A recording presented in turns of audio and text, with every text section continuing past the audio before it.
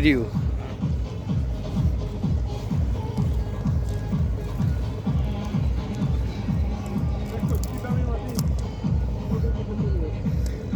আমান সাহেব, জি জি, কর্পোরেট সাহেব, hey, কেমন আছেন? কেমন আছেন আপনি? Hey, I'm fine. কেমন বোধ করছেন ভাই? Yeah, I am enjoying a lot. Welcome. And he's our boss. And Yes. we are moving here under the guidance of Mr. Jamal. উনি কি এখানে পাট চাষ করবেন? হ্যাঁ পাট চাষ দেখেন পাট চাষের জন্য একটা Sir, we are coming here উপযুক্ত জায়গা। for placing a very good, important project adjacent to our Podda Bridge. You know, this is our national sovereignty. Right now, this is the hot cake for Bangladesh. So we are trying to do something better. We'll visualize another dream.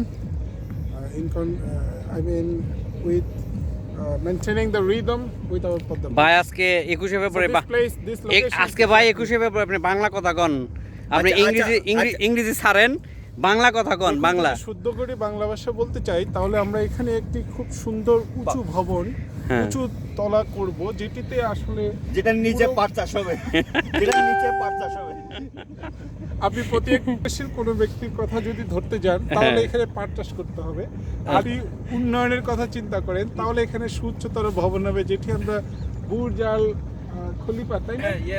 ওইভাবে আমরা চিন্তা করতে পারি। আর আমরা development এখন sir আপনি একটু বলেন, উনি যে ভবিষ্যৎ স্বপ্ন দেখতেছেন এতে কি কোনো আইনগত কোনো অসুবিধা আছে কিনা আপনি বলেন। 100 তলার উপরে যাবেন, যেতে পারবো কিনা ওটা হয়তো উনি আইনগত দিকটা কি না এটা আইনগত কোনো প্রবলেম হবে না যদি আচ্ছা, আমরা ইনশাআল্লাহ ওইভাবে ঠিকভাবে মেইনটেইন করে আমরা উদ্যোগ নিই আর কি। ঠিক আছে। তো আমার একটা পয়েন্ট আছে। জি, বলেন। যে একটা বুর্জ আল খলিফা হবে, হ্যাঁ। ওটা নিচ দিয়ে একটা টানেল দিয়ে পদ্মা ব্রিজের সাথে যদি কোনো কানেক্টিং করা যায়, জি জি, ওই প্ল্যানটা আমার মাথায় আছে। জাতি এই স্বপ্ন অবশ্যই দেখতে পারে, যেহেতু আমরা জাতি হিসাবে স্বপ্নদ্রষ্টা জাতি। আমরা 2042 না পারলেও চেষ্টা করবো 3042 সাল নাগাদ এটা পাবো। ইনশাআল্লাহ কিন্তু এই টানেলটা আমি করেই ছাড়বো, কিন্তু অবশ্যই না পারলে অবশ্যই অন্ততপক্ষে 2045 সালের পরে হলেও আমি করব। আমরা আপনার সাথে আছি। ঠিক আছে, যেহেতু পদ্মা সেতু এখানে সম্ভব হয়েছে, সো এটা অসম্ভব বলে আমার মনে হয়। হ্যাঁ, nothing is impossible, nothing is impossible. Okay sir, have a good day.